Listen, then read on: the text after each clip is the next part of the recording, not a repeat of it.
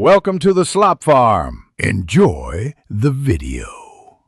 In this video, I will explain how to log into your new Binance account. First, navigate to the official Binance website or launch the Binance mobile application.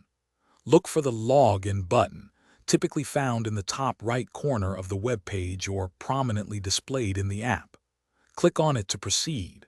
Then, enter your registered email address or phone number, followed by your secure password.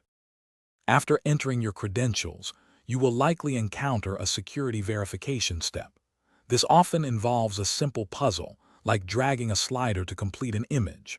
Following this, you'll need to provide a two-factor authentication code. This could be a 6-digit code from your Google Authenticator app or a code sent to your registered email or phone number.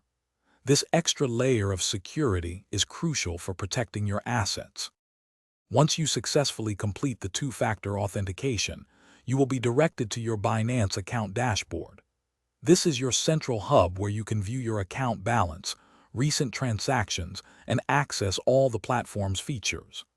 Take a moment to explore the different sections, such as spot trading, futures, and various financial services.